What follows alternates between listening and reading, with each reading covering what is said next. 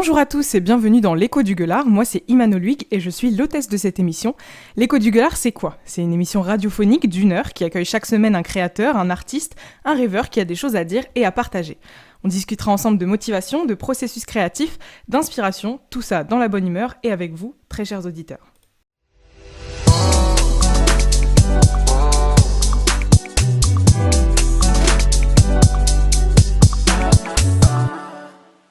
Et cette semaine, on accueille Victor. Salut Victor. Hello. Alors Victor, je vais te présenter un petit peu pour que les auditeurs apprennent à te connaître et ensuite on va débuter. Yes. Alors Victor, t'as 18 ans, t'es né le 29 août 2002, t'es connu aussi sous le nom de Vict, sous lequel tu fais des productions musicales et sous lequel t'as aussi publié un album qui s'appelle Qui tout double et qui est dispo sur les plateformes d'écoute en ligne. Tu tiens aussi plusieurs chaînes YouTube, dont une sous le même nom, sur laquelle tu publies des vidéos artistiques et humoristiques, une chaîne de montage aussi qui est appelée Vict Space, ainsi qu'une chaîne où tu publies tes productions musicales, Vict Beats. C'est difficile à dire, mais ça y est. Victor, t'es donc chanteur, monteur, beatmaker, et c'est même toi d'ailleurs qui a produit le jingle de ce podcast, donc bienvenue. T'as toujours été... Merci. voilà. Victor, t'as toujours été créatif. Dès ton plus jeune âge, tu te filmes en jouant au Lego, t'apprends la magie à 11 ans, puis le beatmaking, notamment grâce à une chaîne YouTube, celle d'un beatmaker qui s'appelle Pandrez, j'espère que je le prononce bien. Donc voilà. Victor, c'est un petit peu ton histoire au niveau de la création. Donc première question, comment ça va ?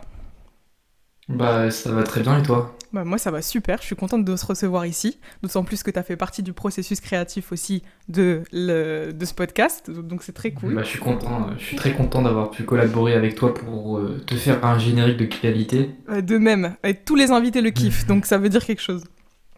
Ça marche. Trop bien.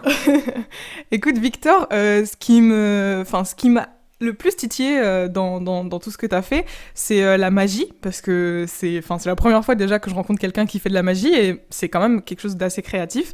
Donc ça m'intéresse assez. Tu as commencé la magie à 11 ans. Pourquoi ? Comment ça s'est passé ? Bah, très simplement, j'étais en 6e, j'arrivais au collège. J'ai eu des amis, comme tout le monde, je suppose. Et j'avais un pote avec moi qui s'appelait Camille. Très très bon pote avec qui je garde contact, même s'il habite loin maintenant il habite à Cannes, donc ça date. Et en fait, c'est quelqu'un qui aimait bien toujours, je sais pas, se mettre en avant avec plusieurs choses. Il faisait du dessin, il faisait du pen spinning, il faisait des trucs comme ça. Et un jour, il s'est ramené, il a dit: Eh frérot, regarde, tu vois là, j'ai un cure-dent. Regarde le cure-dent, je le mets dans ma main, oh il disparaît, tu vois. Et genre toute la journée, j'étais en mode: Mais comment il a fait disparaître ce cure-dent ? Je me suis dit: Vas-y, faut trop que je sache comment il a fait. Du coup, le soir, je suis rentré à la maison tranquillement. Et je suis allé sur Google, j'ai tapé tour de magie, cure-dent qui disparaît, explication. Et du coup, j'ai compris sa méthode. Le lendemain, je me suis ramené, je lui ai fait le tour de magie. Je lui ai fait: Ah ouais, bah là, c'est comme ça que t'as fait le tour de magie du cure-dent. En fait, le truc, c'est que très rapidement, bah, je suis allé de vidéo en vidéo. Et à force de regarder des vidéos d'explication, tout ça, j'ai déjà acquis une base de magie déjà assez conséquente. Parce que déjà, avec ce qu'on peut apprendre sur Internet gratuitement, on peut déjà avoir une base assez correcte en magie. Et par la suite, après, j'ai acheté des DVD ou lu des livres en rapport avec la magie qui permettent justement de faire certains tours en particulier. Parce que oui, la magie, ça reste aussi un milieu commercial, comme dans tous les milieux artistiques. Il y a des stylos pour mieux dessiner, des feutres pour mieux dessiner. Et bah, il y a la même chose avec la magie, il y a des tours pour faire certains effets qu'on veut, ou il y a des paquets de cartes qui nous permettent de faire des choses qu'on ne peut pas faire avec d'autres paquets de cartes, ou des trucs comme ça. Et du coup, bah, c'est comme ça que j'ai commencé la magie, et très simplement, je suis devenu magicien. Voilà. Ok, c'est très cool.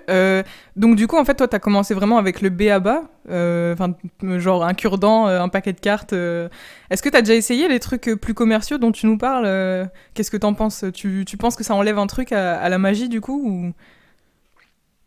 Bah, pas forcément, parce que déjà j'ai l'impression que tu différencies la magie de cure-dent et paquets de cartes avec les tours commerciaux. Et dans en la fait, magie commerciale, enfin, des tours qu'on peut acheter, Ouais. on peut très bien acheter des tours avec justement des paquets de cartes, ou juste on peut acheter des vidéos de gens qui nous expliquent des tours qu'on peut faire avec un paquet de cartes. Ok. Donc un tour commercial, un tour qu'on peut acheter, pas forcément un tour commercial en soi, mais juste un tour qu'on peut acheter, c'est comme une explication sur YouTube, mais où en échange on va créditer le magicien. Donc moi je trouve que c'est une bonne initiative en tant que magicien, d'avoir passé du temps sur un tour, d'avoir créé un tour, parfois, il y a des magiciens qui travaillent avec des ingénieurs pour créer un tour de magie. Et ensuite, quand ils vont revendre ce tour-là, c'est toujours intéressant de payer le magicien qui l'a fait, déjà de base pour son idée. Mhm. Même si parfois on paye juste une vidéo, ça nous arrive de payer des vidéos qui peuvent coûter entre 40 et 100 euros. Mhm. Et juste pour un tour avec des cartes. Et du coup, voilà, je trouve que c'est quand même intéressant toujours important d'aider le magicien en lui-même en achetant ses tours de magie. Ouais, lui donner un peu de crédit, quoi. C'est ça. Du coup, est-ce que tu penses que... Est-ce que tu te dirais que la magie est un art? Évidemment. Mhm. Et on est d'accord que la magie, c'est... Enfin, par exemple, on prend la danse. La danse, c'est quelque chose que tout le monde apprécie en quelque sorte, hein. Je pense que beaucoup de gens aiment bien regarder les gens danser, Mhm. rythmer sur la musique, tout ça. Et bah, par exemple, la magie, il y a un truc vraiment artistique qu'on retrouve pas dans toutes les autres manières artistiques en quelque sorte. C'est le fait de dépasser les limites que nous fixe la vie ou la réalité en quelque sorte. Mhm. Quand on voit un tour de magie, on se dit mais comment c'est possible? C'est pas possible physiquement, réellement de faire ça en fait. Ouais. Et Du toi, coup, on c'est ce va qui te faire plaît? croire aux gens que ce qu'ils voient ce n'est pas réel. Et ça, je trouve ça vraiment important. Et on peut bien sûr faire traverser ces idées-là à travers de la danse ou du dessin ou des trucs comme ça. Mais je trouve que la magie, c'est ce qui transmet le mieux cette idée d'évasion de la réalité. D'accord. Et est-ce que c'est ce que tu t'es dit la première fois que t'as commencé ou c'était vraiment en mode j'ai envie de faire un tour à mon pote pour l'impressionner? Est-ce que c'est quelque chose que t'as découvert après de tout Bah cet non, univers-là de la magie? non, non, non, à la base c'était vraiment un truc pour impressionner mes potes et vraiment cette idéologie-là de magicien est venue au fur et à mesure avec les rencontres que j'ai pu faire. Par Mhm. exemple, je suis rentré dans une sorte de club de magie. C'est pas vraiment un club, mais c'est plus une réunion de magiciens qui se tenait à Rouen chaque mois, et d'ailleurs qui existe toujours. Mhm. Et du coup, j'ai pu rencontrer plein de magiciens, j'ai pu beaucoup apprendre. Et c'est des gens comme moi qui sont passionnés, qui sont juste là, on se rejoint une fois par mois, ils sont pas forcément professionnels, mais juste on se rejoint, on se montre des trucs et c'est toujours intéressant d'avoir cet échange-là avec des magiciens. Et on a tous la même philosophie par rapport à ça. Donc il y a une grosse communauté derrière de magiciens? Oh, il y en a même une énorme communauté de magiciens. Mhm. C'est comme tout milieu artistique, vraiment, les magiciens, c'est une grande communauté. Vraiment. Ok, je savais pas du tout, c'est super cool. Euh, Moi, ce que j'ai envie de te demander, c'est est-ce que tu aurais des conseils? Ça fait un peu genre vidéo YouTube où j'invite quelqu'un, mais tu pourrais donner des conseils à des gens qui voudraient se lancer dans la magie, peut-être, parce que c'est pas quelque chose de très commun, tu vois? Ouais, bien sûr. Oula, qu'est-ce que je raconte? Déjà, le premier conseil que je peux donner, c'est aux personnes qui commencent la magie, c'est d'apprendre les bases de la magie sans forcément commencer par payer des tours. C'est vraiment pour moi la pire moyen de commencer la magie. Le pire moyen de commencer la magie, c'est de ne pas payer des tours en fait. Enfin, de payer des tours justement. Mhm. Je leur conseille vraiment d'avoir toute la base de la magie sur YouTube, parce que sur YouTube, on peut apprendre déjà assez de choses pour avoir déjà un niveau professionnel et pouvoir déjà exercer un métier avec ça. Ouais, c'est une Donc, chance qu'on a. c'est ça. En fait, pas besoin de payer pour être un bon magicien. Sincèrement, c'est une idée reçue. Certes, on voit des tours de ouf qu'on peut payer, mais les tours de base qu'on fait, ils font tout autant rêver que les tours qu'on peut acheter à des prix parfois assez élevés. Ok, cool. Et tu vois, là, ça sort un peu du cadre genre interview et tout, mais je me demandais, je sais pas si tu connaissais ça, mais quand j'ai été petite, sur Gulli, il y avait une émission où il y avait genre une école de magie énorme, et il y avait des enfants qui étaient invités dans cette école, et genre c'était un peu à une vibe de Poudlard et tout. T'as déjà vu cette émission ou pas? Non, j'ai pas vu cette émission. Ben c'est marrant, Je savais mais même pas qu'elle existait. c'était vraiment cool, faudrait que tu cherches. Mais du coup, est-ce que, imaginons, genre, si t'avais eu cette opportunité, est-ce que tu penses que, par exemple, t'aurais pu faire une école de magie, tu vois, dans le sens, en mode en faire quelque chose de professionnel dans l'art du spectacle ou quelque chose, ou est-ce que tu préfères que ça reste quand même une passion? Parce qu'il n'y a pas beaucoup de gens qui font de la magie. Enfin, après, je me suis pas renseignée, mais j'ai l'impression que c'est quand même un milieu qui est assez. Enfin, qui est pas très connu, même au niveau de l'art du spectacle. Est-ce que c'est quelque chose que t'aurais pu faire, toi? J'y ai pensé quand j'étais au collège, au moment où je me cherchais un peu. Mhm. J'avais deux passions à ce moment-là. J'avais beaucoup la passion YouTube et beaucoup la passion magie. Du coup, j'avais créé une première chaîne YouTube. Enfin, je fais des vidéos depuis longtemps, mais j'avais créé une chaîne YouTube où je faisais de la magie et YouTube en même temps, simplement. Mhm. Mais vraiment, je me posais des questions. Comme mes parents me voyaient faire de la magie, du coup, ils m'incitaient à en faire. Et du coup, je me suis dit, bah, ça serait cool de pouvoir en faire son métier. Mhm. Mais au fur et à mesure, je me suis dit que la magie, ça reste tout de même une passion, un truc que j'ai à côté, un petit truc en plus, tu vois. Mhm. Et je trouve ça toujours drôle de voir les réactions de mes potes quand ils savaient pas que j'étais magicien avant, tu vois. Ouais. Du Mhm. coup, je trouve ça sympa. C'est un petit truc en plus que j'ai et tant mieux. Ouais, ok. Bah justement, enfin, pour le rappeler, je sais pas si tu veux discuter de ça, mais tu fais des études de montage, du coup. Ouais, Euh, c'est ça. Pourquoi tu as choisi cette voie alors que, bah justement, enfin, j'imagine que ça faisait aussi partie de tes passions, vu que ça fait un moment que tu fais YouTube, etc. Pourquoi cette voie de montage? Pourquoi pas, bah, du coup, être parti dans la musique, vu que t'en fais aussi, ou du coup dans la magie, mais ça, tu viens d'en parler. Pourquoi avoir choisi cette voie-là alors que, enfin, parmi les nombreuses passions créatives que t'as, pourquoi celle-ci? C'est une très bonne question. Merci. Même moi, je pense avoir du mal à y répondre. Mhm. Mais on va dire que j'aime beaucoup apprendre des trucs. J'apprends tout. J'aime bien apprendre des choses en général. Et il y a quelque chose que j'aime beaucoup avec, il y a quelque chose que j'aime beaucoup avec l'univers de l'audiovisuel, c'est le fait d'avoir un produit fini à la fin. Mhm. C'est-à-dire commencer avec un tournage où on a des rushs mis comme ça en bordel dans notre carte SD et finir avec un montage tout clean, avec Mhm. un point MP4 qui est parfait, avec vraiment l'émotion qu'on voulait faire, qu'on voulait donner à travers ce montage. Et Mhm. ça, c'est un truc que je trouve que j'aime beaucoup dans ce milieu-là. Le montage, c'est une des dernières étapes la finalisation du projet. Donc, je sais pas, peut-être que c'est ça qui m'a attiré, mais en soi, c'est vrai que j'aurais pu aussi faire des études de son. Mais le son, c'est vrai que ça m'est venu très tardivement. J'ai commencé quand j'étais en seconde à faire de la musique. Ouais. Et c'est vrai que ça reste aussi quelque chose que je pense que je fais à côté, quoi. Ça Mhm. reste une passion principalement parce que c'est un moyen de s'évader. Ouais, ouais. Et mais enfin, du coup, t'es un peu perfectionniste de ce que j'entends. Enfin, tu nous dis que ce que t'aimes aussi dans le montage, c'est le fait que ce soit un produit fini. Euh, je sais pas si tu te considères comme étant un perfectionniste. Ouais, je suis un grand perfectionniste, tu sais.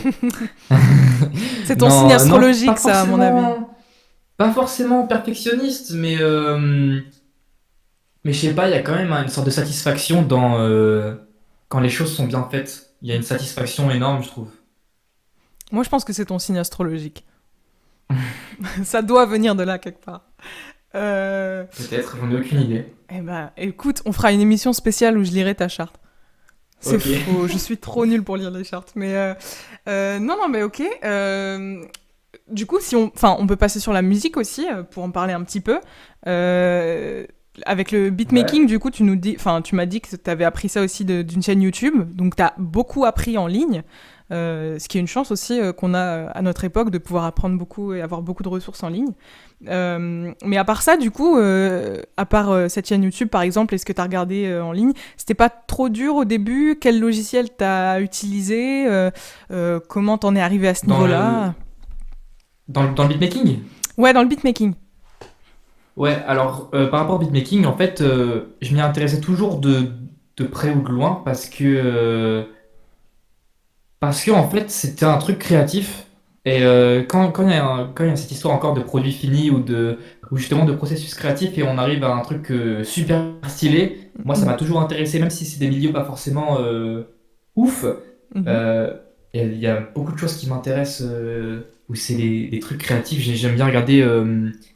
Je sais plus c'est quoi son pseudo sur YouTube, mais je crois que c'est Duke Art. C'est un Ok. mec qui fait juste des trucs artistiques pour faire de l'art en fait. Et genre, ses vidéos, elles ont aucun sens. Mhm. Mais au final, ce qu'il fait, c'est trop stylé. Et Ok. du coup, moi, je m'intéresse beaucoup au processus créatif et j'aimais bien voir des gens faire des instrumentales. Et surtout, Pandrez, qui m'a beaucoup inspiré parce que c'est dans ses vidéos, c'est pas explicité comme étant des tutos purs et durs, mais plus comme de la présentation de comment il a fait ses instrus. Et je trouve ça super intéressant, c'est très visuel. Par exemple, il va jouer avec des drum pads pour Mhm. faire ses instruments, enfin ses percussions. Et du coup, ça reste quelque chose de très visuel. On n'a pas vraiment on n'a pas l'optique du logiciel compliqué déjà en première ligne. Mhm. Et du coup, c'est simple à suivre. On arrive à comprendre pourquoi il fait tel choix, il explique bien. Et c'est après, grâce à lui, il a créé une autre chaîne YouTube qui s'appelait Le Moulin à Poivre, où j'ai pu découvrir des artistes pas très connus comme Art to Knock, Mhm. qui est un artiste qui fait des instrus, mais des instrus qu'on peut écouter comme ça, pas forcément avec de la voix par-dessus. Et je trouvais ça juste incroyable. Du coup, j'ai découvert vraiment un milieu totalement différent, alors qu'à la base, moi, je n'écoutais quasiment pas de rap avant. Genre, vraiment la première fois que j'écoutais du rap, vraiment sérieusement, c'était en troisième. Ok. Et Et ça c'est à remonte ce à moment-là pas que j'ai longtemps, du découvert. coup. Ouais, bah oui, ça remonte à pas longtemps pour moi quand même. Bah, pour certains invités, la troisième, ça remonte un petit peu, hein. C'est ça, mais oui. Mais moi je pense que troisième c'est assez tard pour découvrir ce milieu-là et j'ai Mm. découvert la rythmique, comment ça fonctionnait. En fait, c'est surtout le fait d'écouter les morceaux et d'essayer de penser comment ils sont faits. Pourquoi il y a tout le temps cette rythmique-là qui arrive à chaque fois, ça veut dire que c'est codifié, du coup on arrive à très facilement pouvoir déterminer quel est le genre de ce qu'on écoute avec la rythmique et Mm. on arrive à y extraire les codes les codes principaux de la musique pour en faire quelque chose à notre sauce. Ok. Euh, J'espère me faire comprendre, mais Ah c'est oui, un peu non, mais compliqué là ce que je raconte. c'est super compréhensible. Après, c'est vrai que je pense que quelqu'un qui fait déjà du beatmaking comprendra encore mieux ce que tu dis. Ouais, Mais après, c'est toujours difficile de vulgariser aussi quelque chose qu'on fait presque machinalement au final, ouais, d'une c'est manière ça. artistique, quoi. Tu sais, je vais chercher la petite bête dans ce que tu dis, mais tout à l'heure, Vas-y. t'as dit milieu pas ouf. Et j'aimerais bien savoir ce que t'entends par milieu pas ouf, parce que c'est intéressant, D'accord. tu vois.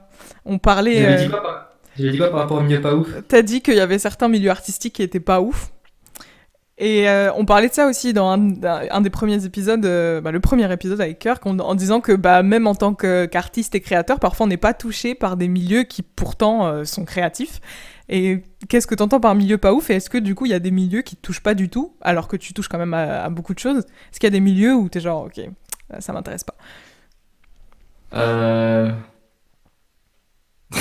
Franchement, laisse-moi réfléchir. Vas-y, réfléchis, y a pas de souci. Mais n'aie pas peur de te mettre des communautés à deux. Après, tu vois, c'est personnel aussi, c'est très subjectif. Il y a beaucoup de gens qui sont pas touchés par plusieurs formes d'art.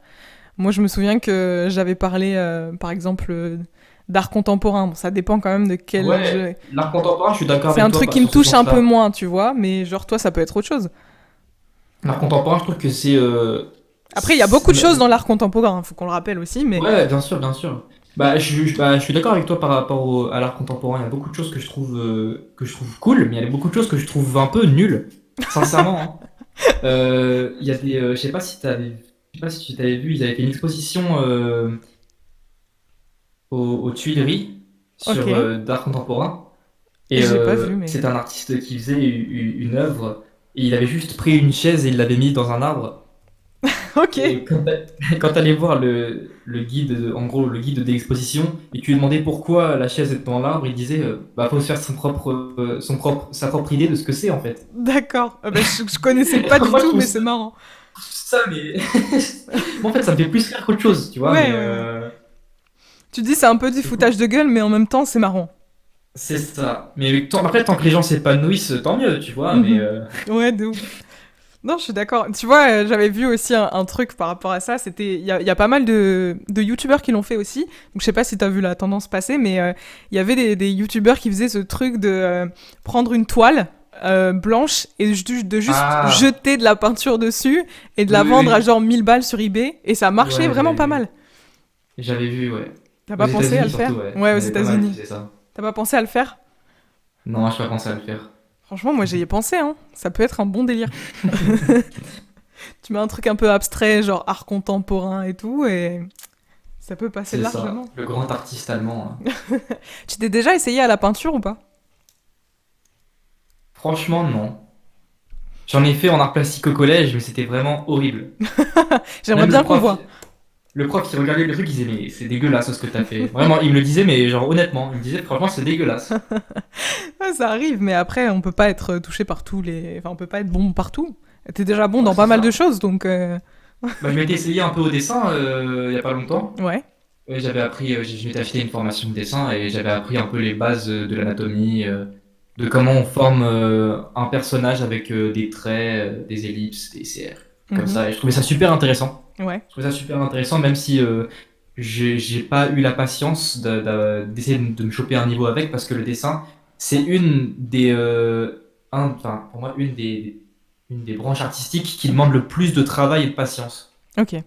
Vraiment, enfin, je sais pas ce que t'en penses pour toi, mais pour moi, de ce que j'en ai vu, c'est le boss du game. Vraiment, le dessin, c'est une des passions les plus hardcore que j'ai vues, Ben, moi, niveau difficulté. c'est pas que je le pense pas. Je pense vraiment que le dessin, ça demande beaucoup. Bah, je dessine aussi moi-même et je pense que c'est juste parce que on est tous, enfin tout le monde a ses propres sensibilités, tout le monde sait faire différentes choses. Et par exemple, moi, je trouverais ça beaucoup plus difficile de faire ce que tu fais au niveau du beatmaking plutôt que dessiner, parce que je dessine depuis tellement longtemps que, enfin moi, c'est un truc que je fais en tant que passion. Et je crée, enfin je dessine beaucoup. Donc du coup, pour moi, si tu me demandes de dessiner un personnage, ce sera plus simple que de faire le jingle que tu m'as fait, par exemple. Donc je pense que ça dépend aussi de ce que tu fais et de ce que tu apprends, en réalité. Ouais, c'est vrai.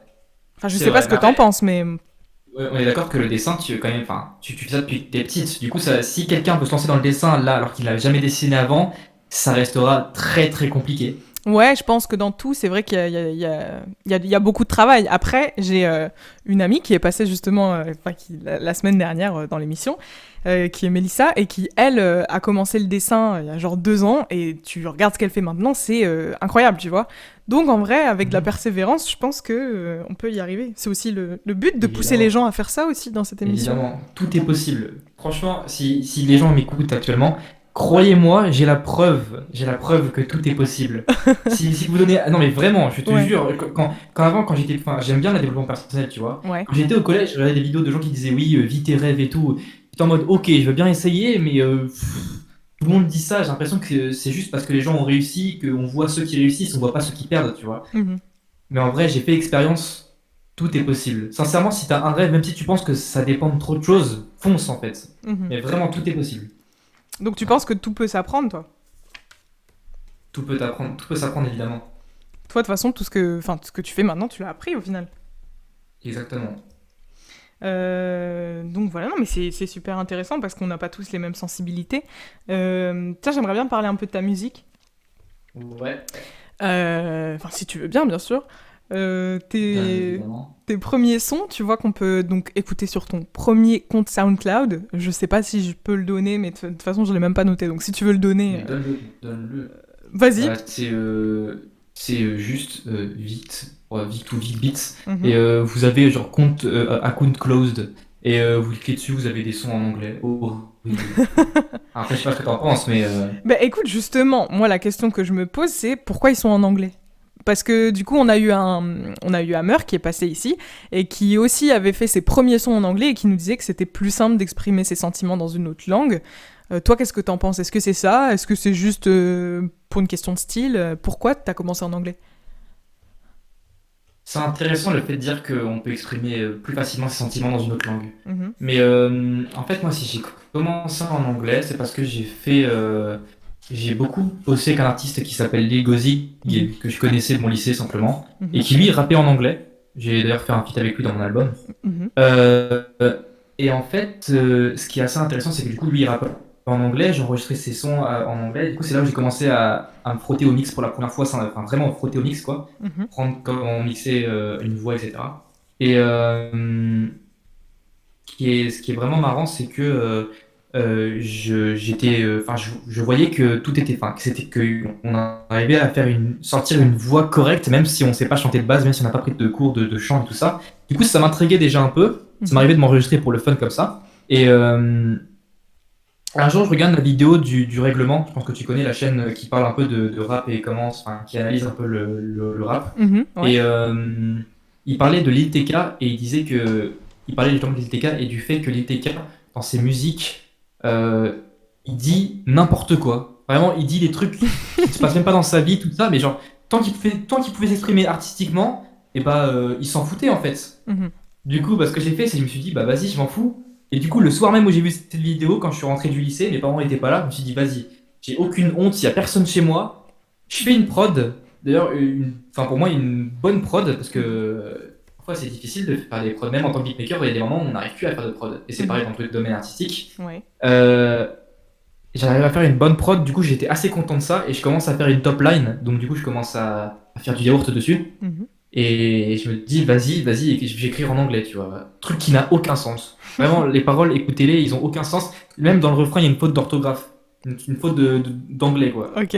Donc, mais vraiment, c'était juste pour le trip. Et j'ai terminé la musique, je l'envoie à mon pote Lil Gozig. Il me fait, mec, c'est incroyable. Donc j'étais en mode, ok, bah c'est cool, tu vois. Mhm. Même si au final, je te réécoute maintenant, je trouve ça dégueulasse. J'ai un Mhm. accent anglais dégueulasse, c'est pour ça que j'ai arrêté de faire des musiques en anglais parce que c'est dégueulasse. Mhm. Et, euh, et du coup, bah, je me suis dit, bah vas-y, on va tenter de faire un son en français, tu vois. Et du coup, bah là, j'ai commencé à faire le son fût. Et j'ai essayé de créer une petite histoire et tout dans la musique. Et c'était première fois que j'écrivais vraiment des trucs des paroles en français d'un coup. Et j'ai tout fait en une soirée. Et j'ai été super content du résultat. Et puis après, il y a une pote à moi qui m'a rejoint sur le son. Et Ok. de là, je suis parti à faire l'album en fait. Littéralement, j'ai continué à faire des musiques, des instrus. Et tout l'album, tout le premier album, c'est des instrus que j'ai faites. Donc, Kit ou Double d'ailleurs, qu'on peut écouter sur Spotify, Deezer et puis toutes les plateformes en ligne, pratiquement, il me semble. C'est ça, surtout. C'est intéressant ce que tu as dit parce que tu as dit que quand tu as enregistré ton premier son en anglais, t'attendais enfin, t'as attendu du coup qu'il y ait personne chez toi, qu'il n'y ait pas tes parents. Euh, Ouais, et ce qui est marrant, c'est qu'après, bah, tu les as mis en ligne, tes sons. Donc, est-ce que tu ouais. penses qu'il y a une différence? Pourquoi t'aurais été gêné bon, mis à part le fait que ce soit tes parents, donc j'imagine que c'est quand même pas la même chose que si c'était tes potes ou des inconnus. Mais à part ça, est-ce que t'as peut-être plus de honte à faire écouter tes sons devant quelqu'un plutôt que de les faire écouter en ligne? Bah, en fait, non. Je vais t'expliquer. J'ai posté le son et je l'ai juste envoyé aux gens à qui j'avais vraiment confiance. Même pas forcément mes potes les plus proches, hein, Mhm. juste aux gens où je me dis, eux, c'est sûr, ils vont pas juger, tu vois. Ils vont juste écouter et c'est tout. Mhm. Ils vont me donner leur avis. Ils vont pas partager. D'ailleurs, quand j'ai fait mes musiques, je n'ai aucun moment, aucune fois partagé mes anciennes musiques quand je faisais mes trucs en anglais. Et même l'album, je l'ai annoncé vraiment au dernier moment. Et Mhm. d'ailleurs, si tu veux savoir, j'ai annoncé à mes parents que je faisais du rap bien après que j'ai sorti mon album. Mhm. Mes parents n'étaient pas au courant que le soir à minuit, je chantais devant mon micro et devant mon Mac et que le lendemain j'avais contrôle et que j'ai eu 5 sur 20 et que j'ai toujours le haine parce que le prof il m'a engueulé parce que je faisais de la merde quoi. Ils seront au courant maintenant s'ils écoutent. C'est C'est ça, un peu maintenant ils mort sont du au coup. courant. Et ouais, mais après, même si tu l'envoies. Enfin, ce que je voulais dire, c'est que même si tu l'envoies à tes potes proches, c'est quand même Internet. Donc c'est quand même très vaste. Il y a quand même des gens que tu connais pas qui peuvent tomber dessus. Ça te fait ressentir quoi ça? Est-ce que t'es gêné? Est-ce que ça te fait plaisir? Est-ce que t'as déjà eu des retours de gens que tu connais pas du tout? Ouais, j'ai eu une ou deux fois des retours de gens que je connaissais pas du tout, mais je préfère justement que ce soit des gens que je connaisse pas du tout. Ouais. Vraiment, j'ai pas un sentiment de gêne quand c'est quelqu'un qui vient me voir en disant, eh, franchement, j'ai écouté tes sons et j'ai bien aimé, ou il y a ça qui va pas, ou des trucs comme ça. Mhm. Je trouve plus de gêne quand c'est des gens que je connais. Ok. Et t'as déjà reçu des critiques un peu négatives sur ce que tu fais?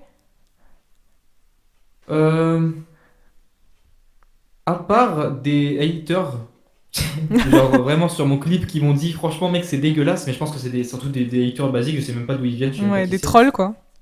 À part ouais, des trolls comme ça, j'ai reçu pas de commentaires négatifs, mais c'était plus constructif pour m'aider à avancer. Donc du coup, je l'ai pris bien et j'ai écouté les conseils qu'on m'a donnés. Mhm. Et du coup, pour le deuxième album, normalement, j'appliquerai ces conseils-là. Ok. Bah, on espère. J'ai hâte de l'écouter aussi. Il est en préparation. Tu nous en parleras après, avec plaisir. Euh, du coup, donc on parlait du fait que tu fait des sons en anglais. Donc tu as repris en français. Enfin, ma question c'était pourquoi tu as repris en français, mais du coup tu y as déjà un peu répondu. C'est parce que au niveau de l'accent et tout, en fait. Ouais, c'était horrible. Et juste vraiment dégueulasse, quoi. L'accent anglais, il est clairement nul. Oh, après, ça s'apprend aussi. Hein. Ouais, ça s'apprend, mais bon. Tu penses que dans Moi, le... j'ai, Ouais. moi, j'ai pas de temps à perdre, moi. Fallait que je crée, moi, directement. Donc, du coup, je suis passé directement en français, tu vois. Ouais. Tu penses que dans le temps, tu pourrais refaire des sons en anglais ou enfin, ça te plaît quand même de faire ça dans une autre langue ou est-ce que non, c'était vraiment pour le début Non, franchement, pourquoi pas? Mhm. Franchement, pourquoi pas? Et je pense que si je ferais ça un jour, ça sera un mix français-anglais, tu vois. Ok. T'as parlé aussi de tes feats tout à l'heure, donc avec ton Mhm. premier pote du coup et une de tes potes qui est aussi posée sur Future, il me semble. Ah, c'est Euh, ça. Comment ça s'est passé? Est-ce que vous faisiez ça chacun de votre côté et ensuite vous mettiez ça ensuite sur la même piste? J'allais dire comment vous êtes rencontrés, du coup c'était potes, mais comment vous en êtes arrivé à ce processus de se dire on va faire un son ensemble, etc. Comment ça s'est passé le processus créatif de faire un feat en fait? Sur mon premier album, il y avait trois feats. Mhm. La première, du coup, c'était une pote qui chantait dans ma classe. Du coup, je lui ai demandé simplement, tu veux poser avec moi? Elle a fait oui, et du coup, voilà. Et Ouais. du coup, elle m'a envoyé ses vocaux par mail, et puis j'ai mixé ça. Je lui ai dit quand ça allait mal, enfin, quand c'était pas bien pour qu'elle enregistre, etc. Mhm. Pour mon autre pote, Lil Gozik, du coup, qui est dans une autre classe, c'est par l'intermédiaire d'un autre pote que je l'ai connu, mais on a fait très rapidement des trucs ensemble, et il venait chez moi pour enregistrer directement. Et Mhm. le troisième feat dans mon album, c'est un ami que j'ai à distance sur Discord qui s'appelle LRX, que Mhm. j'ai connu avec un concours de circonstances. L'effet papillon, tu vois. Ouais. Et du coup, on s'appelle souvent pour faire de la musique ensemble. Et du coup, il a enregistré son couplet, il me l'a envoyé par mail et je l'ai mixé sur mon son. Ok. Il y a beaucoup de rencontres comme ça qui t'ont inspiré, je dirais, musicalement ou qui t'ont donné envie de faire des projets avec eux? Qui m'ont inspiré musicalement. Je veux dire des gens, enfin des rencontres, tu vois, des gens de ta classe ou des gens que tu rencontres comme ça dans des projets, peut-être à l'événement de magie à Rouen aussi, pourquoi pas? Ouais, en soi, c'est dès que je trouve quelqu'un qui est bon dans ce qu'il fait et que je trouve motivé, Mhm. moi, du coup, ça va me motiver en échange et très rapidement, je vais lui proposer de faire un truc avec moi. Mhm. Dès que je vois que la personne a du niveau, ça m'intéresse, tu vois. Ok. Et tu penses, Même pas ouais. forcément si elle a pas, même si elle a pas de niveau, Mhm. tant qu'il y a un intérêt artistique derrière, je trouve ça intéressant. Mhm. Ok. Tu penses que c'est important du coup d'être entouré de personnes qui font des trucs artistiques, des trucs, enfin des créateurs du coup? Ça te plaît, Ouais, ça te booste? bien sûr, Mhm. bien sûr que ça booste. C'est toujours là, tu te réveilles le matin, t'as un pote qui a sorti une musique, et tu l'écoutes, t'es en mode ouais, franchement c'est bien, par contre j'ai moins aimé ça. Et c'est toujours intéressant de s'entourer des bonnes personnes, on a des avis constructifs qui nous permettent de nous améliorer quand quelque chose est mauvais. Là, cette rime-là, je la trouve pas folle, ou dans l'instru, il y a un truc que je trouve pas foufou, tu vois, Mhm. très simplement, ou je sais pas, une musicalité, un accord qui va pas bien, un truc comme ça, tu vois, on se le dit, Mhm. et très rapidement, on peut plus rapidement progresser, quoi. Mhm. Depuis, du coup, justement, on a dit tout à l'heure que tu faisais des études de montage. T'es entouré, du coup, de plus d'artistes par rapport au lycée ou avant ou pas forcément? Est-ce que, enfin, le montage, tu considères ça aussi comme quelque chose d'artistique? Est-ce que autour de toi, t'as rencontré plus de gens qui t'ont boosté aussi? Ouais, mais en soi, le montage, c'est un support, c'est comme n'importe quelle école, et en fait, tout le monde est artistique en soi, tu vois. Ouais. Tout le monde naît artiste, tout le monde fait un truc artistique dans sa vie, et je trouve que c'est pas compliqué de trouver des gens avec qui collaborer. Ah ouais? Vraiment, des gens qui font de la musique, t'en trouves partout.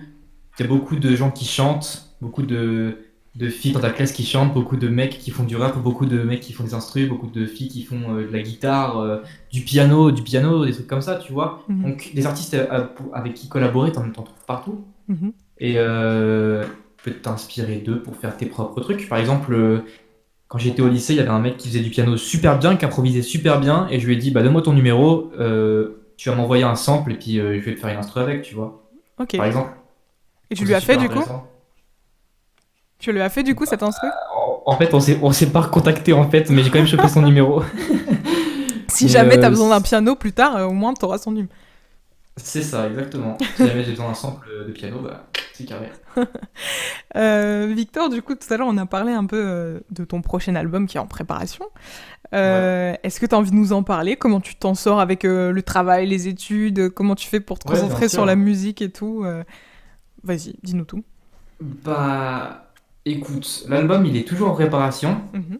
En ce moment, j'ai un peu du mal à bosser dessus parce que le rythme d'alternance c'est assez compliqué avec le travail. Mhm. Mais, euh, mais là, étant donné que j'ai du nouveau matos, ça risque d'aller deux fois plus vite. Mhm. Du coup, j'ai déjà quelques sons en préparation et un truc personnellement qui me dérange un peu avec cet album déjà, j'ai déjà un point négatif, c'est que je fais pas toutes les prods, mais je trouve que c'est toujours intéressant d'avoir une patte artistique différente par rapport au premier parce que si t'écoutes mon premier album, il y a beaucoup de musiques qui se ressemblent. Mhm. Et je voulais que ce deuxième album, il soit un peu plus différent. Et du coup, il y a beaucoup de styles différents dans le deuxième album. Mhm. Enfin, ça reste toujours dans la globalité du hip-hop, tu vois. Mhm. Il y a différents styles qui vont se rejoindre, différents styles de hip-hop qui vont se rejoindre, des styles beaucoup moins connus, que beaucoup moins de gens connaissent. Et peut-être que les gens vont le prendre bien, ou peut-être d'autres gens vont réagir moins bien par rapport à ces nouveaux styles-là, tu vois. Mhm. Et j'espère que ces styles-là plairont à tout le monde et que cet album sera un succès. J'espère. Euh, Après, moi, je suis pas du genre à vouloir des vues ou des trucs comme ça, ou des écoutes en plus, mais juste, je suis juste heureux quand les gens viennent m'en parler, juste viennent par un message privé, me disent franchement, j'ai écouté ton premier album, il est super lourd. Mhm. Parce que tu vois, j'ai pas fait forcément de promo pour mon premier album, j'ai juste fait des stories sur Instagram et c'est tout. Et les gens sont venus de même dans les messages privés pour dire ce qu'ils pensaient de mon album et je trouvais ça super cool. Ok, c'est cool. Parce que bah, du coup, je me posais la question, c'est que tu es déjà sur le deuxième album. Il y a beaucoup d'artistes qui, avant de sortir des albums, sortent des trucs un peu pour tâter le terrain, un peu, qui sortent des EP ou des Mhm. mixtapes, des trucs un peu plus, entre guillemets, légers, même s'il y a quand même beaucoup de taf derrière. Toi, t'es direct parti sur un album. Pourquoi Pourquoi ce choix-là pourquoi pas un son avant et tout. Enfin, t'es vraiment parti directement sur l'album et là, t'es déjà sur la préparation du deuxième. Bah, parce qu'en fait, j'ai fait des titres de mon côté. Je sais pas, j'ai dû en faire trois. Mhm. Et je me suis dit, j'ai pas envie de les poster comme ça, en mode comme ça, random, quoi. Je Mhm. voulais vraiment. Je me suis dit à ce moment-là, bon, j'ai sorti trois titres, qu'est-ce que je fais? Enfin, j'ai fait trois titres, qu'est-ce que je fais après ça, tu vois? Ouais. Je me suis dit, vas-y, je me donne un objectif, tu vois. C'est toujours bien de se donner un objectif pour avancer. Et du coup, comme je te disais, par rapport. Bah là, ça se rejoint avec le fait d'avoir un projet fini. Mhm. Je voulais justement compléter le projet fini, tu vois. Au bout de cette son, je me suis dit, bientôt fini l'album ou pas? J'allais voir des gens dans ma classe, je leur disais, tu penses que cette son c'est assez pour un album? Ils me disaient, je sais pas, fais 113. Et du coup, bah, je me suis fait, ok. Et du coup, je suis rentré chez moi. Après, ça prenait une semaine pour avoir l'inspiration pour faire une nouvelle musique. Après, ça prenait un mois. L'album, j'ai dû le sortir en 4 mois environ. Ok. Justement, Donc, sur. Oui, super, vas-y. Parce que parfois je te coupe et tout, je sais pas quand tu. Justement, sur cette question d'inspiration, est-ce que tu as besoin d'un mood particulier, toi, pour écrire, pour composer ou est-ce que c'est vraiment. Tu travailles ton inspiration et tu te dis, bon, là, je me pose et j'écris et je fais du beatmaking, voilà quoi. il n'y a pas de code de triche dans l'inspiration, hein, c'est beaucoup trop compliqué de l'avoir. Mais vraiment, s'il y a un truc qui me plaît le plus, enfin, un truc qui m'inspire le plus, c'est d'être dans la nuit, Mhm. enfin, quand c'est des moments où il fait sombre, tu vois, genre où il y a des petites lumières LED dans ma chambre, ou vraiment une ambiance posée dans la nuit, tu sais. Mhm. La même ambiance que lorsque tu te réveilles à 5 heures du matin et que tu te dis que tous les autres sont endormis et que tu es le seul à travailler, tu vois. Ok. C'est la même ambiance. Mhm. Tu vois, j'aime bien cette ambiance-là en mode toi tu travailles, les autres dorment, tu vois. Mhm. Ou tu sais, c'est pareil quand tu te réveilles le matin pour aller faire un voyage ou un truc comme ça. Mhm. Tu sais, t'as toujours une ambiance assez particulière dans mode là je vais faire un voyage. Ouais. Alors que il fait noir, qu'il n'y a personne dehors et tout ça. Et je trouve ça super intéressant d'avoir cette ambiance-là. Et ça développe ma créativité, tu vois. Ouais. Mais en soi, l'inspiration, c'est pas quelque chose qui vient du jour au lendemain. C'est super compliqué d'avoir de l'inspiration. Ouais. Ouais, je suis totalement d'accord. Mais justement, tu disais que. Enfin, t'as dit tout à l'heure qu'avec ton nouveau matériel, normalement, ça devrait mettre. Enfin, ça devrait prendre 2 fois moins de temps, enfin, que ça irait 2 fois plus vite. Pourquoi, du coup, c'est pas une question d'inspiration au final, c'est plus parce que le matériel te facilite la tâche aussi. Ouais, bah en fait, changer d'ordinateur. Mhm. Du coup, bah normalement ça devrait mieux aller maintenant. Mhm. Et parce que j'avais beaucoup de problèmes avec mon micro. Il faut savoir que mon micro avec lequel j'ai enregistré le premier album, il coûte 40 balles quoi. Et je l'ai toujours actuellement. J'ai enregistré des sons pour le deuxième album avec celui-là. Mhm. Donc c'est pas foufou, tu vois. Mais j'essaie de me débrouiller et de mixer ça correctement. Mhm. Et j'espère que le résultat est correct pour les gens. Mhm. Bah, moi, j'ai bien aimé en tout cas, donc Bah c'est cool, c'est cool. Ah, je te remercie. j'attends vraiment le deuxième, vraiment. Et il y a un son, tu sais très bien lequel je veux qu'il soit sur cet album. Je le dirai à tout le monde. quand le podcast, quand ton album sera sorti. Tu dis un son, mais t'as juste entendu un refrain. J'ai vraiment, c'est un truc, j'ai même pas avancé sur ce son-là. J'ai juste fait un refrain. Ouais, mais justement, je trouve que c'est intéressant. Genre, avec un refrain, t'as attrapé mon attention, tu vois. Donc, je trouve que c'est intéressant aussi. Exactement. J'étais captivé par le refrain, j'ai kiffé. Et du coup, il faut la suite. Tiens, une question, Victor, que j'aime bien poser en ce moment, parce qu'on est reconfiné. Comment t'as vécu, toi, le premier confinement au niveau artistique ? Est-ce que ça t'a inspiré ? Est-ce que, justement, ça t'a un peu cassé le moral ? Et comment tu gères celui-ci ? Est-ce que t'as appris du premier ? Voilà, comment tu gères ces confinements-là ? Hum, j'ai pu avancer sur d'autres projets qui étaient par rapport à ce qui était prévu de base, en fait. Ouais. C'est-à-dire, quand on parlait de YouTube tout à l'heure, quand il y a eu le premier confinement, ma chaîne YouTube, il y a une vidéo qui a explosé, littéralement explosé. Mhm. Je suis passé de, je sais pas, 5 000 à 100 000 vues en une semaine. Et, euh, et du coup, ça m'a poussé, ça m'a vraiment motivé à faire des nouvelles vidéos. Et du coup, j'ai fait deux, trois nouvelles vidéos et j'ai kiffé, quoi. Mhm. J'ai kiffé. Euh, et franchement, j'ai continué le sport pendant le confinement. Enfin, je sais pas si ça m'a boosté un peu, tu vois. Mhm. Après, par rapport à la musique, j'ai vraiment quasiment rien fait pendant le confinement. Parce que mon premier album est sorti tout début du confinement, vraiment. Ouais. Un mois après, il était sur les plateformes et je l'avais déjà terminé depuis 3 semaines. Donc, Ouais, donc t'as pris une petite pause aussi à ce niveau-là. c'est ça.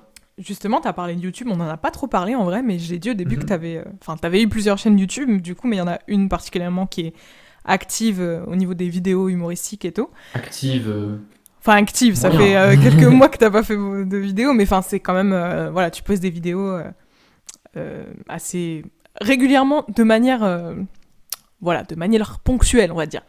C'est Euh, ça. et comment ça se passe ? Comment t'as commencé à faire des vidéos ? Est-ce que t'as pas eu peur au début, peut-être, de dire oh bah il y a déjà plein de gens qui ont fait ce genre de vidéos avant moi, enfin ce genre, on s'entend, du style humoristique, créatif et tout. Comment tu t'es lancé ? Pourquoi tu t'es lancé ? Pourquoi t'as choisi ce genre de vidéo-là ? Etc. Bah déjà, il faut pas se dire qu'il y a trop de enfin, il y a trop de gens déjà sur YouTube pour se lancer parce que c'est faux. Mhm. On va dire que les gens les plus connus, ça se renouvelle, hein, enfin, ça se renouvelle constamment. Il y a tout le temps des nouvelles personnes qui explosent sur YouTube, des nouvelles célébrités, des nouveaux influenceurs principaux. Ça explose tout le temps, quoi. Du Mhm. coup, peu importe qui tu es, peu importe quel contenu tu fais, tant que c'est de qualité, normalement, il n'y a aucun problème avec ça. Tu auras une hausse d'abonnés. C'est sûr et évident. Mhm. Et YouTube, c'est exponentiel, en fait. Ouais. Du coup, peu importe ce que tu fais, si tant que c'est de la qualité et que tu captives les gens, ça sera exponentiel pour toi. Mhm. Ça, Euh, oui. Non, vas-y, je te laisse poser ta question. Non, j'allais te demander si justement c'est un but pour toi de monter au niveau des abonnés, que ta chaîne En fait, grossisse. c'était mon rêve au collège. Au Mhm. collège, je sais pas, avoir un peu de reconnaissance avec YouTube. Et en fait, quand je disais tout à l'heure que j'avais eu la preuve vivante, j'avais eu la preuve que quand on bossait dur, on pouvait percer, enfin, on pouvait réussir ses objectifs. Mhm. Pour moi, c'était ça, parce qu'en fait, dès que je suis arrivé au lycée, ce rêve-là, il s'est un peu estompé, mais je continuais un peu les vidéos pour le kiff. Mhm. Et je faisais des vidéos sur Pokémon à ce moment-là. Et, euh, et vraiment, j'ai vu cette chaîne Pokémon grandir de plus en plus tous les jours. Mhm. Et un jour, j'avais plus la motivation, j'ai juste arrêté et c'est tout. Ouais. Et là, j'ai l'impression de revivre la même chose avec Vict.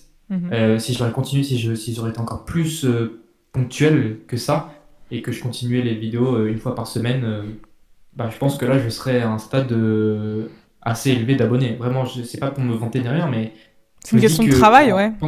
pendant le confinement, j'ai dû sortir, je sais pas, 3 4 vidéos, et en 3 4 vidéos, j'ai pris 5000 abonnets. Mhm. Et je me suis dit que si j'aurais continué à mettre de l'engrais sur cette plante-là, ça serait devenu un arbre, quoi.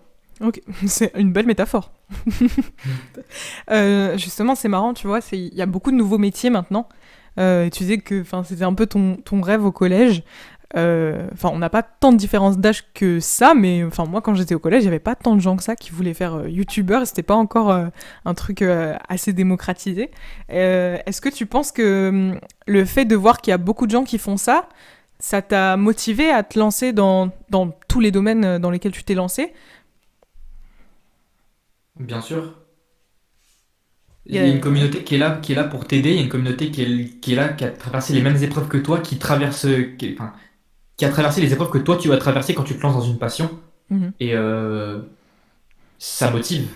mhm. Ça motive parce que du coup, t'as des en quelque sorte, t'as des idoles. Tu te crées des idoles et t'as envie que ce soit tes rivaux en fait. Ok.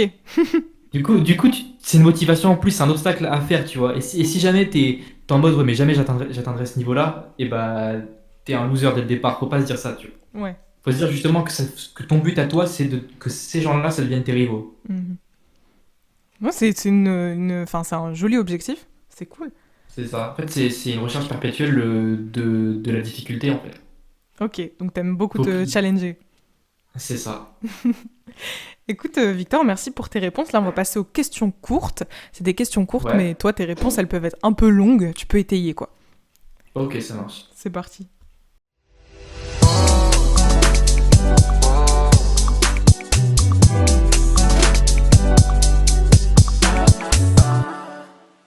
Alors, Victor, la première question que j'ai pour toi, c'est qui sont tes mentors et les gens qui t'inspirent?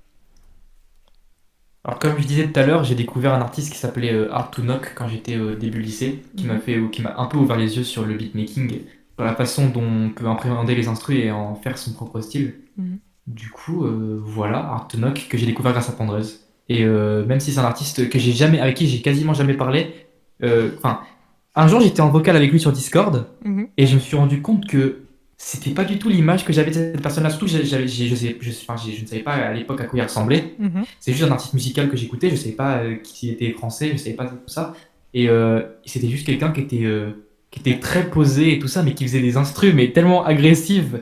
Et il y a vraiment eu un contraste entre ça et ça m'avait tué, quoi. Et du coup, ça reste un mentor, même si lui, il ne me connaît pas, moi, je le connais et j'apprécie beaucoup son contenu, surtout qu'il n'est pas connu, tu vois. Ouais, Euh, voilà, c'est un mentor en quelque sorte ok. dans le milieu de Il y a beaucoup de gens, de toute façon, qui ont des mentors ou des gens qui les inspirent, qui les inspirent, qui ne les connaissent pas non plus, hein, donc c'est pas Ouais, un souci. évidemment. Victor, est-ce que tu as envie de nous partager un coup de cœur artistique, que ce soit dans ton domaine ou dans un autre domaine, quelqu'un qui peut être connu ou pas connu, quelqu'un que tu as envie de booster, de mettre un peu sur le devant de la scène dans mon podcast? Ouais. Euh, un artiste qui s'appelle Seran, Mhm, Serane. mhm, C'est un rappeur qui sort totalement de ce qu'on écoute en France. mhm. Quand vous allez écouter une de ses musiques, peu importe laquelle, vous allez vous dire que c'est dégueulasse. Vraiment, vraiment honnêtement, vous allez vous dire que c'est dégueulasse parce que c'est pas dans nos codes actuels. Ah bah tu le Et boostes vachement, quoi. c'est peut-être des codes qu'on obtiendra plus tard et peut-être en avance sur son temps avant tout le monde. Mhm, Mais quand je me dis que le mumble rap, ça a percé un moment aux États-Unis, alors que c'était vu comme dégueulasse au début, je me dis que ce qu'on peut voir avec Soran, parce qu'il y a des sons qu'il a fait que je trouve juste incroyables. mhm, Genre, il a sorti une musique qui s'appelle Pardonne-moi. Vous tapez Soran Pardonne-moi sur YouTube. mhm. Il y a un clip et tout, c'est bien fait. Et vraiment, c'est très précurseur. La prod est extrêmement bien réalisée. Il y a vraiment un truc, vraiment une inspiration, il y a vraiment un mood, une vibe à choper qui est assez anormal et qui peut vous. Je sais pas, mais en tout cas, moi, ça m'inspire beaucoup. Et du coup, ça m'a fait rentrer justement dans ce genre de sonorité qu'il y aura un petit peu dans mon prochain album. Ok, Pas à 100%. Par exemple, dans la musique que je t'ai fait écouter, enfin, le refrain que je kiffe beaucoup, ouais, il y a un peu de cette sonorité-là. ok. Du coup, voilà. Voilà, Soran, Bah, tout simplement. je risque de bien aimer, du coup. J'irai écouter ça et je conseille aux Mm. auditeurs aussi d'aller écouter. Et Victor, la troisième question que j'ai pour toi, c'est avec qui est-ce que tu aimerais collaborer? C'est-à-dire, ce que j'aime bien demander aux gens aussi, c'est de se défaire un peu de leur honte et tout. Et juste, genre, s'il y a quelqu'un qui t'appelle demain, et genre, c'est la collaboration de rêve, qui est-ce qui est en train de t'appeler? Laisse-moi réfléchir, là. C'est compliqué, c'est Ça peut être compliqué. n'importe qui, vivant ou Hmm. mort. Tu peux même dire des gens qui sont pas, enfin voilà, qui sont pas forcément connus, mais voilà, genre, ça peut être même plusieurs personnes, mais des gens avec qui t'as grave envie de collaborer, quoi. En France, je dirais Vald. Ok. parce que enfin, c'est l'un des premiers rappeurs que j'écoutais. Mhm, Et il a un style aussi très particulier, surtout dans son album Agartha, celui avec lequel j'ai découvert. mhm, Un style vraiment insane, genre le truc complotiste et tout ça, un style très décalé et une sorte d'humour dans sa musique, mais qui reste quand même une performance assez incroyable, je trouve, mhm. de la musique, mais ça plaît pas à tout le monde. Et en rappeur américain, un artiste que j'aimerais beaucoup collaborer, c'est Pierre Bourne. Je pense que tu connais, je sais pas si tu connais. C'est celui qui fait les instrus de Playboi Carti, celui qui fait les instrus de 6ix9ine, celui qui fait les prods, Ok. enfin de plein de gens. Ouais. Mais lui, il fait des musiques de son côté et il a aussi un style visuel en même temps que musical Mhm, qui est super recherché et que je trouve ultra intéressant. Et d'ailleurs, c'est une de mes primaires inspirations pour mon premier album d'ailleurs. Mon premier album, il est quasiment inspiré que de ces sonorités-là en fait. mhm. Et voilà. Ok. C'est plus de la grosse trap avec du chant R&B, quoi. Et je trouve ça assez cool.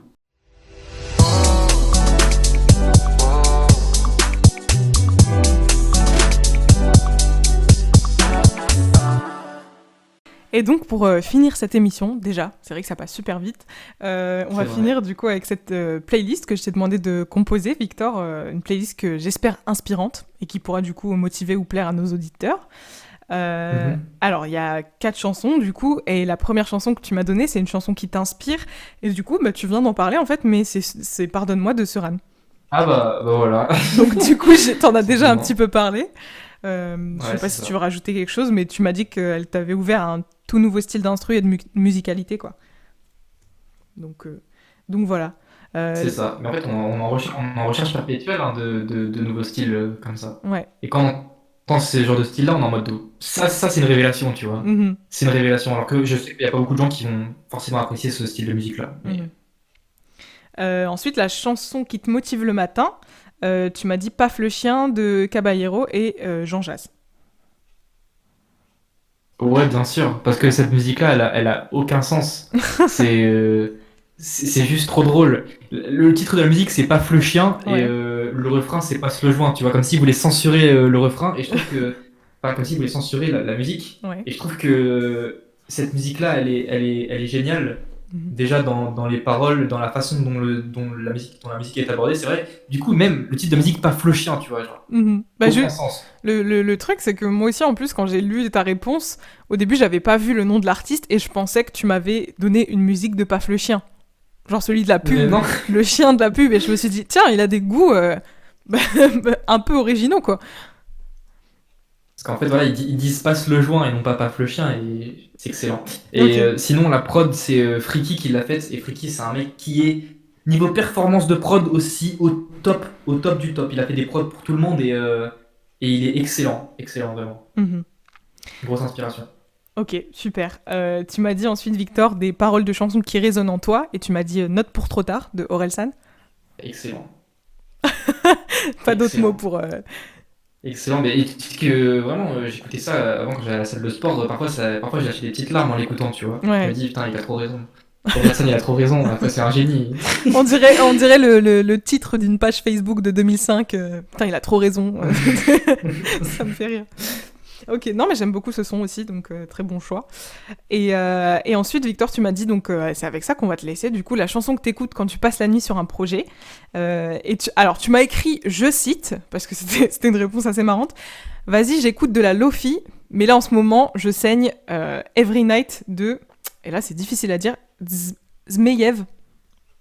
Ouais, un truc comme ça. C'est un peu difficile à prononcer. Même moi, je sais pas comment ça se prononce. Mais du coup, tu m'as dit ce son, mais d'habitude de la Lofi, du coup. Ouais, c'est ça. Bah, en fait, quand je passe la nuit sur un projet et que surtout quand c'est sur une musique, je vais pas écouter de musique derrière, mais quand je fais du montage ou des trucs comme ça, Mhm. quand je fais des trucs créatifs ou artistiques qui me demandent enfin, de la concentration, j'aime bien mettre de la lofi. Ok. Du coup, bah, cette musique-là, je la trouve intéressante, vraiment Mhm. de fou. Et je sais même pas comment elle a été faite, si c'est vraiment des vrais artistes qui ont enregistré dans un studio des instruments, mais je la trouve excellente. Tu connais du coup la. Je crois que c'est Lofi, tu sais, la fille, la Lofi Girl, Évidemment. qui écrit. Tu la regardes souvent du coup. Ouais, bien sûr. Et si jamais vous voulez vous renseigner sur cette fille-là, Uhum. vous allez sur YouTube, vous tapez Mad Dog, et c'est un mec sur YouTube qui est pas très très connu, mais qui fait des vidéos depuis longtemps, mais qui est pas connu. Et ça m'énerve parce que ses vidéos sont vraiment bien travaillées. Il fait des recherches sur les mèmes, et il a fait une vidéo entière de 30 minutes sur sur la culture du Lofi et Ouais. sur cette fille. Et c'est excellent. C'est vraiment excellent. Vous allez en apprendre plein de choses, par exemple sur le. Tu sais, on la voit en train de travailler, il y a une fenêtre ouverte derrière elle, tu vois. Mhm. Et en fait, il y a un truc qu'on sait pas, c'est que la ville qu'il y a derrière elle, c'est Lyon. Tu vois, par exemple. Là, c'est un truc D'accord. que personne savait, tu vois. Ok, Pourtant, je c'est un savais truc pas du tout. mondialement connu, la Love Fire, mais c'est Lyon derrière, voilà. Ok, Ça, bah, c'est sympa de le savoir. Moi, j'ai juste vu que je crois qu'elle se suicide à un moment. Oula, Mais je ça, j'ai sais, pas vu ça par j'ai contre. vu ça sur internet. Je sais pas si c'est genre un troll ou quoi, mais j'avais vu une genre de vidéo où en fait tu te rends compte qu'à la fin ses études la cassent et qu'elle se suicide. Donc j'espère que c'est pas vrai. Mais Je c'est pense ce que que j'ai. c'est un truc de fan. Enfin, Ça se dommage. trouve. J'avais une petite info et au final elle s'avère pas aussi vraie que, que le truc de la fenêtre avec Lyon. Écoute, merci beaucoup Victor pour cette interview, de m'avoir accordé 1 heure de ton temps. On va retrouver du coup cette playlist avec tous les précédents invités sur la page Instagram. Victor, est-ce que tu as un mot, enfin une phrase même de la fin? Est-ce qu'il y a un truc que tu as envie de dire à nos auditeurs avant qu'on finisse? Franchement, je sais pas du tout quoi dire. Au moins c'est honnête.